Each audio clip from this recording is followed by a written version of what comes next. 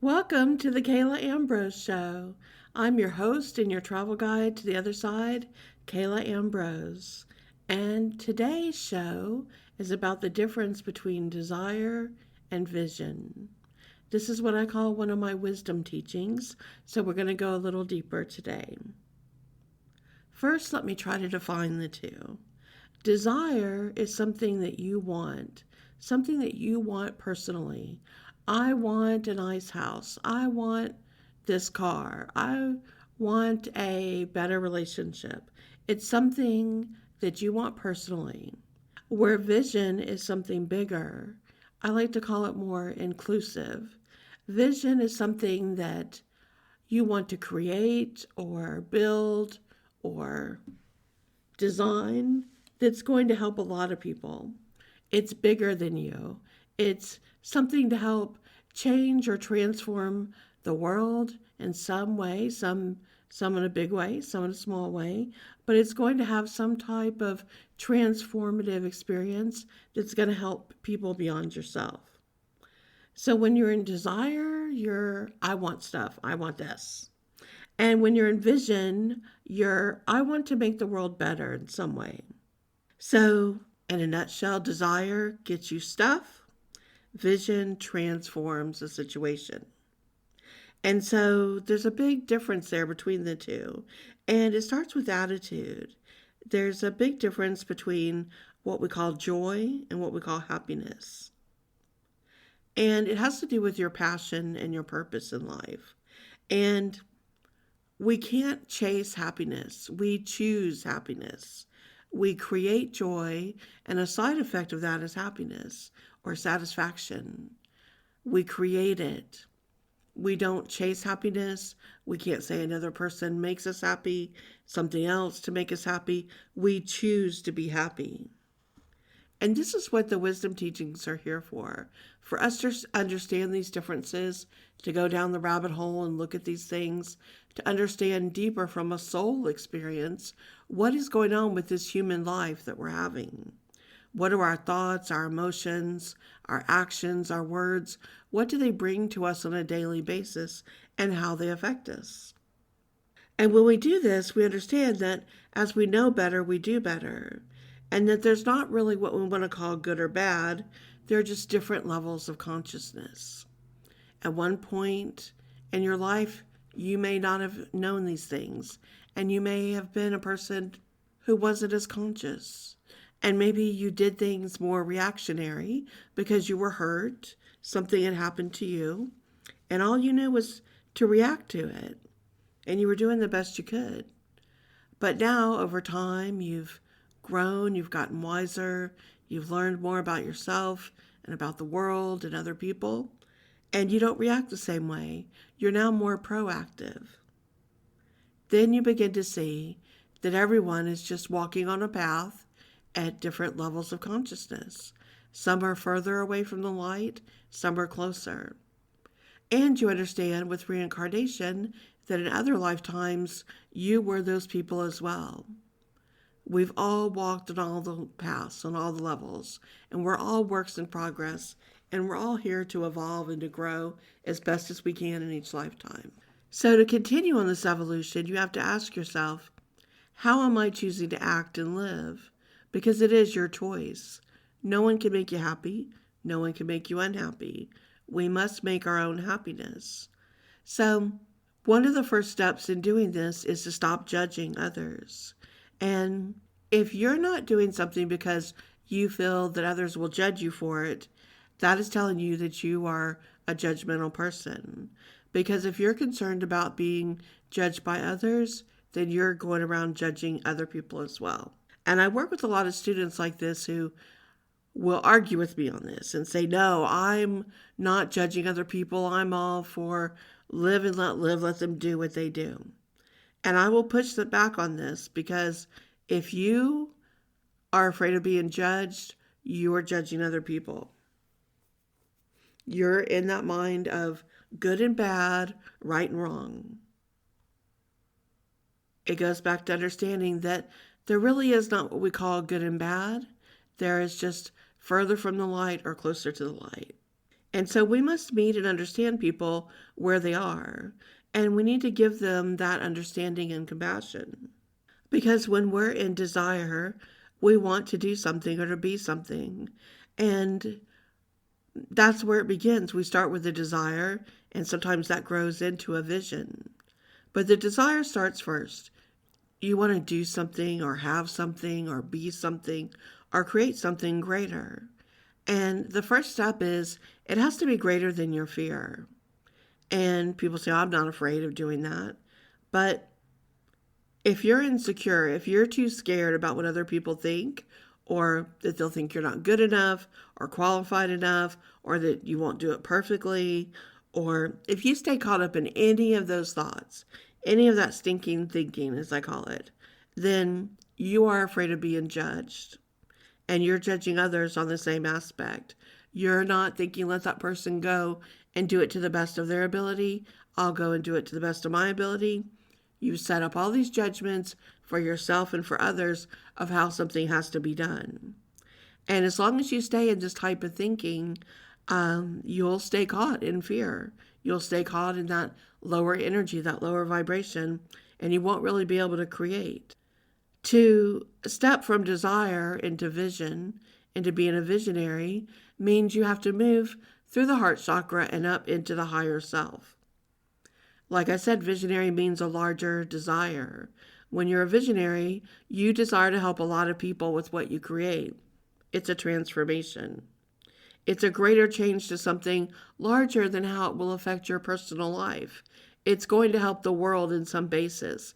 It goes beyond your personal wants. If you're not doing this and you're stuck in being judged, fear of being judged, what others might say or comment about you or do, you are stuck in your lower self. And what's even worse, those people, whether you know them or not, sometimes it's hypothetical people. I'll ask the student I'm working with, who are these people that you're afraid of that are judging you? And sometimes it is people they know, their parents, their family, their friends, their peers. Other times it's hypothetical people in the world they don't even know. It doesn't matter who it is, you're giving your power away to those people. They own how you think and how you feel and what you will do or not do in this life. They are controlling you, even if they don't even know it.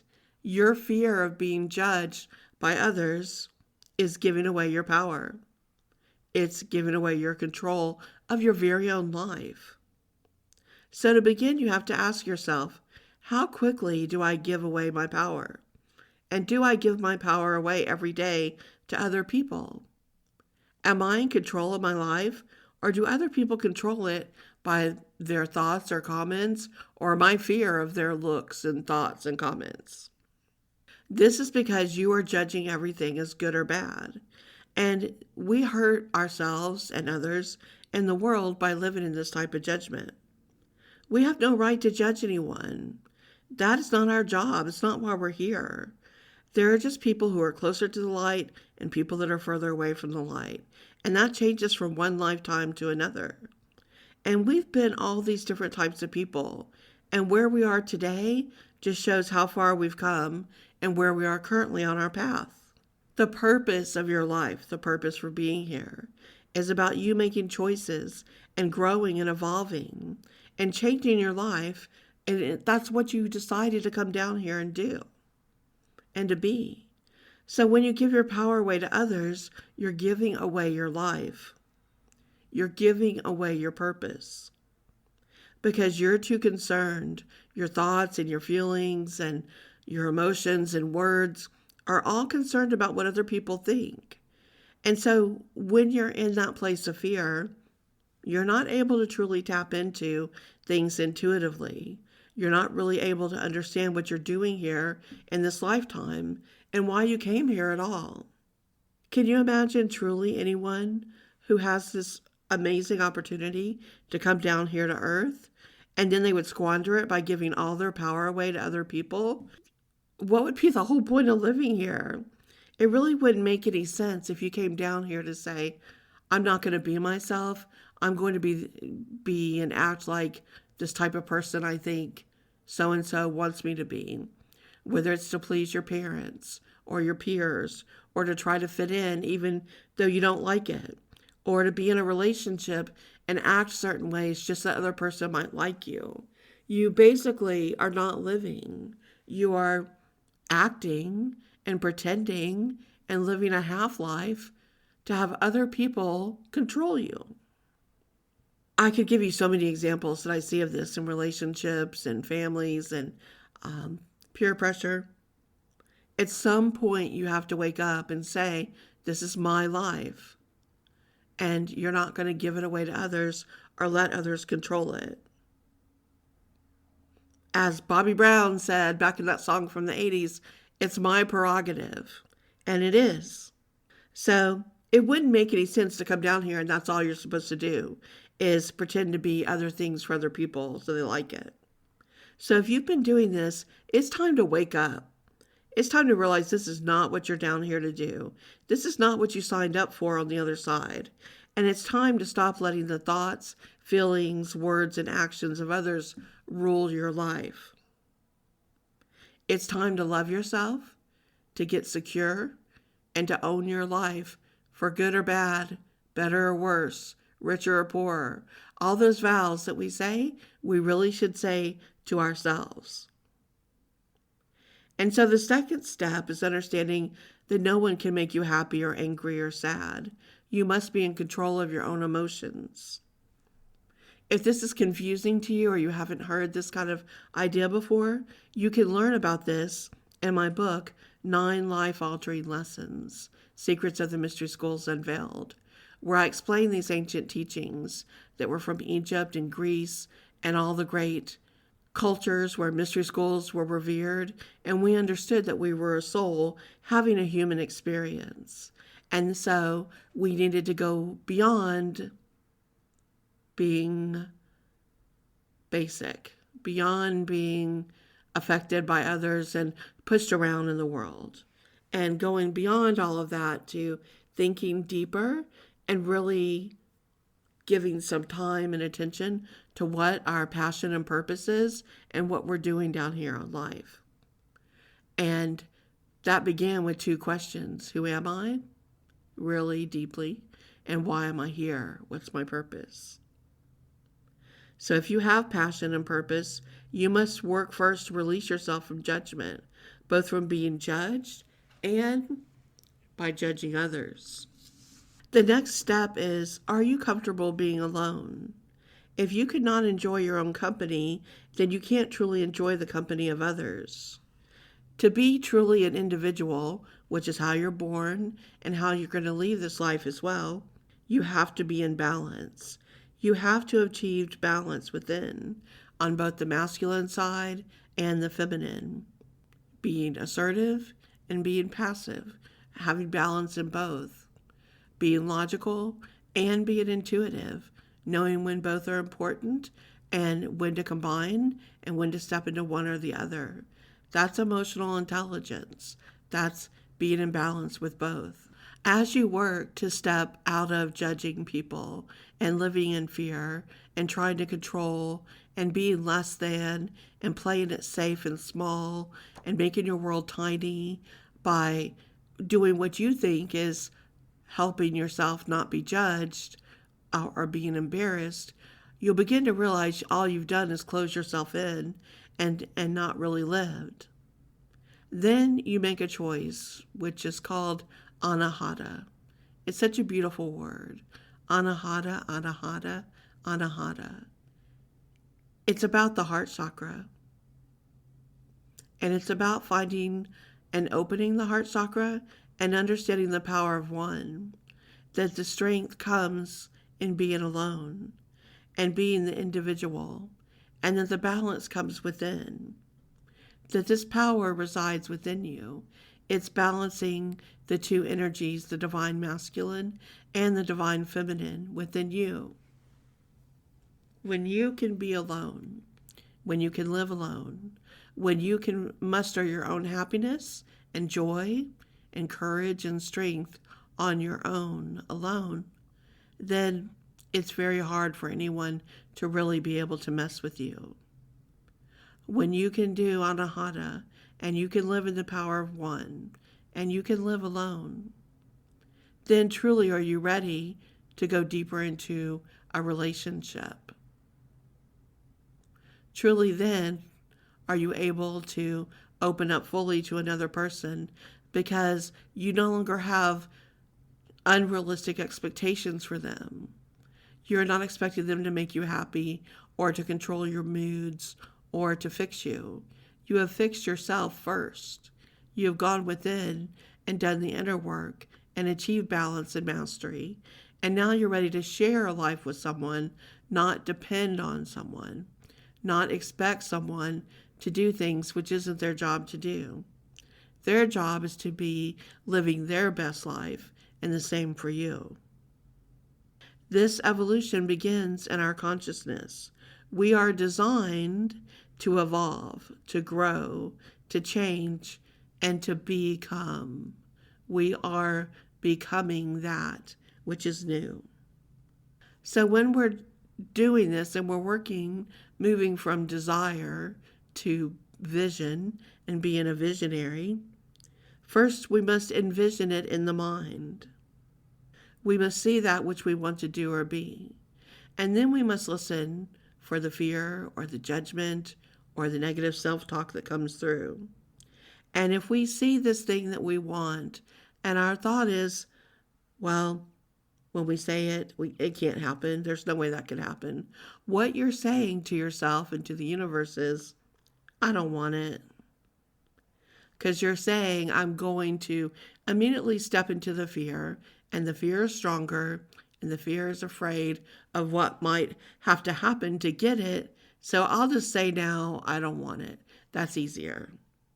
When you step into your higher self and you realize that all things are possible and that anything can actually happen with enough effort and thought and perseverance, you're then stepping through anahata and into the higher self. So then the question to ask yourself is, what do you really want? And what are you willing to do to get there? For most students I work with, when I begin to talk to them about their blockages, I tell them that they're living in 3 time zones. And they, of course, ask me, what does that mean? And I explain you live in 3 time zones, past, present, and future. And most people flip-flop between those 3 on a daily basis. The past is our memory. It's where we still suffer. We're still caught up in old regrets and guilt about things we've done, regretting things we did or didn't do. We suffer a lot when we live in the past. If only I'd done this when I was a child. If only I'd done this in my college years. If only I'd done this when I was in my 20s or 40s. And so that time zone is a real block. It leaves us in guilt and regret and fear and, of course, a lot of judgment. In the present, we're in experience. This is the shortest place where we ever stay focused. We spend the least amount of time in the present. But this is where we should be the most focused. This is where we are investing. We are experiencing and we are investing our time and our energy and our thoughts and all that we have. This is where we invest. This is where we're here to do something worthwhile, to be in the present. In the future, we are in imagination. We are trying to imagine what it'll be like. If we do these things, what will it be like in 5 years? If life goes on like it is, where will we be in 10 years? What will the future hold? Is it more of the same? Is it worse? We're concerned about what might happen. So the future for many people is a lot of worry about what might happen. And depending on what's happened in the past, it leads to a lot of what happens and what we think about for the future. And so we spend too much of our time in the past and in the future thinking about it instead of living in the present, which is the only thing we can actually do anything about. It's funny that human nature would rather stay caught up in guilt or worry or those things which really are all part of fear.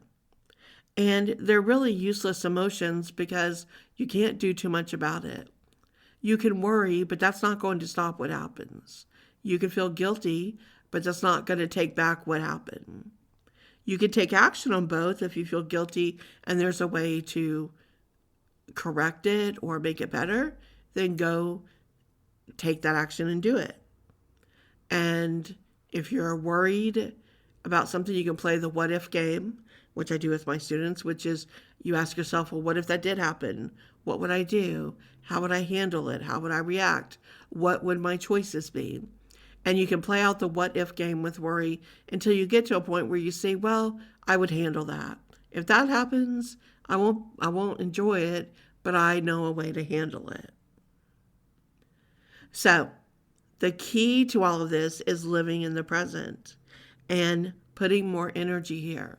What can I do today that gets me further along in what I wish to create or do or be? How do I feel today? What can I do now that will push me forward? And what am I doing today that's holding me back? And eliminating those things and moving more energy and time and focus and attention and words and thoughts into what the best is that you can do today. And that's going to change on a daily basis according to how you feel, according to your physical health, your mental well-being, and your emotional status of whether you're caught up in your emotions or not. So it all goes back to where are you thinking and feeling? And so if you go back to where we started here, where you're living in judgment and fear, this probably began in your past and you felt suffering from it and you're trying to avoid it. And as soon as you're in the present and you think about something that you want to do, you immediately close down because you either remember the past and you don't want to suffer, or you're worried about the future and you're imagining, oh my gosh, what if I do become this big, amazing thing? How will people judge me? What will people say? What if I do put myself out there and I'm at this event or experience I created and someone I know or don't know has a judgment about it and says it's not good? So we immediately jump right out of the present into one or the other. The goal is to stay in the present. This is what I'm doing today, and I'm going to put myself out here. I'm going to step out of fear today. I'm going to step free from suffering and worry, and I'm just going to be in the moment today and choose happiness. I'm going to choose joy. I'm going to allow myself to be in control. I'm not going to be controlled by others. I'm going to live in the joy of being and doing and creating today. I'm going to live in the mindset of I am here for a purpose and passion, and I want to envision something that I care to do or be. It doesn't matter who thinks it's silly or weird or ridiculous or dumb, whatever they want to say. It doesn't matter.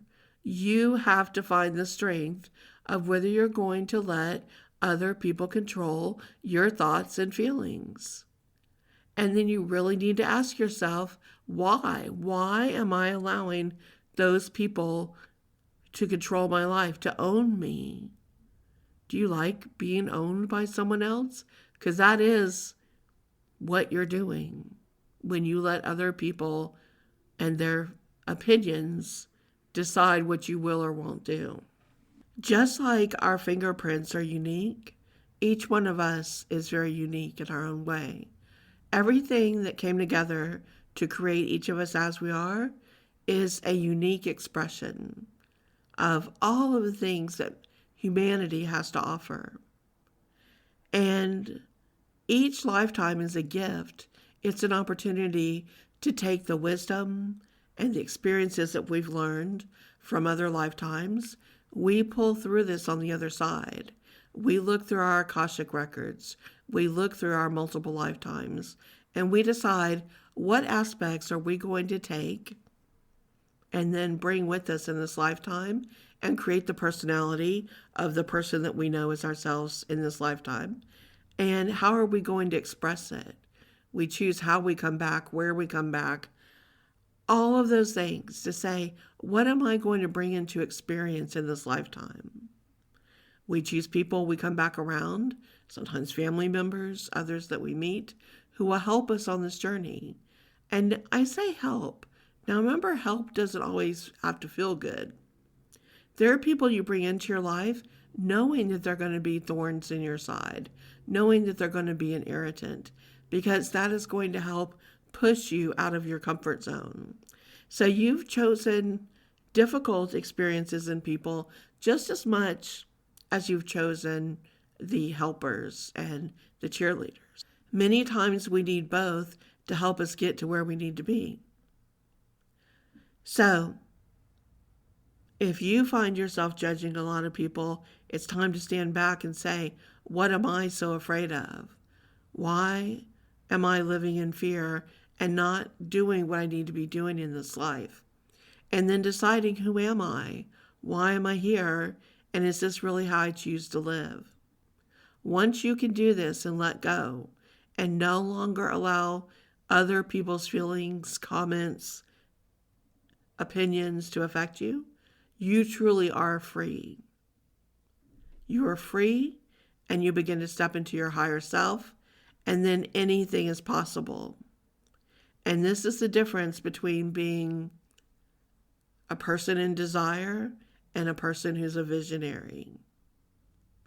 When you look at amazing inventors and creators and artists and entrepreneurs and people who did things that are so amazing, one of the things they'll all say is they didn't listen to others.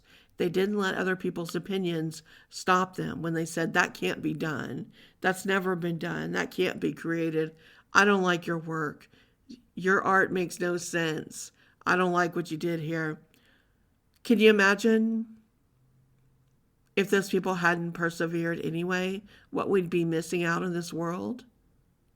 Ask a writer how many rejections they received before a book was published. Ask an artist how many times it took before someone wanted to buy a piece of their art. Ask an entrepreneur how many times they were refused capital or investment money to get things done.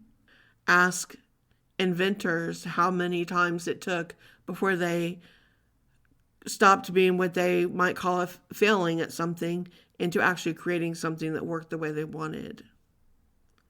Anything is possible if you believe in yourself and you persevere. There's no magic to it other than that.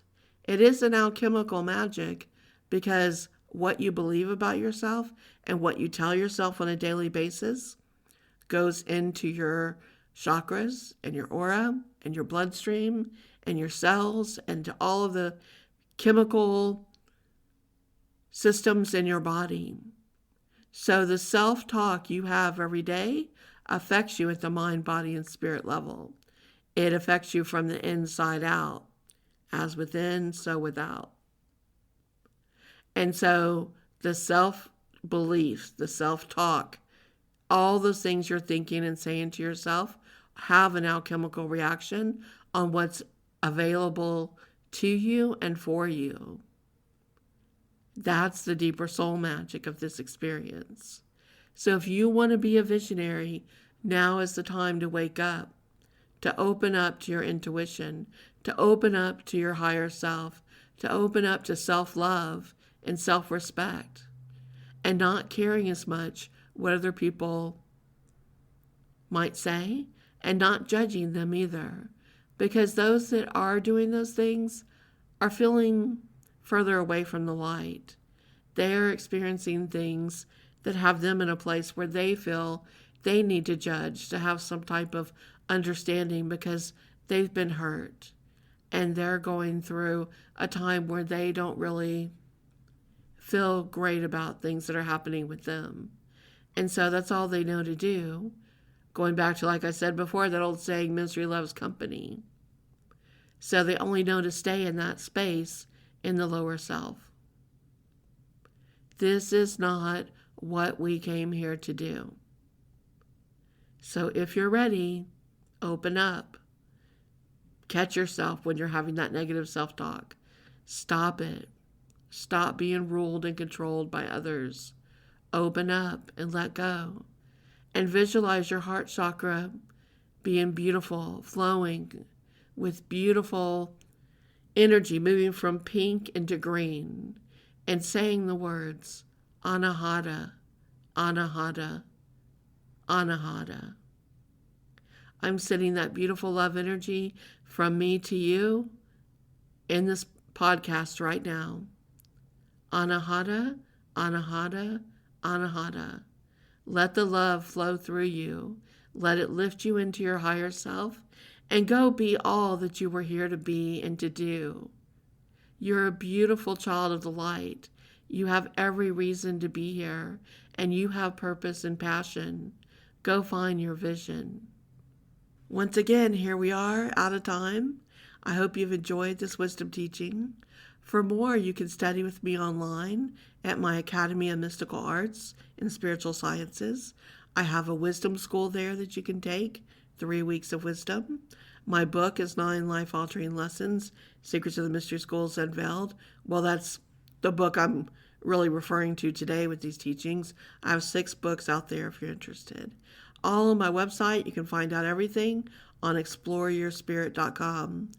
Please, if you haven't subscribed yet to get these podcasts, do so that you get information every time a new one is put out. And also, I really suggest signing up for my free newsletter on exploreyourspirit.com. You'll get all the news from me about what I'm doing, what I'm teaching, new things that are coming out, everything to do with that. I don't do a newsletter very often. It's usually like once a month, but it's all those updates so you can get that good information. Wishing you all the best.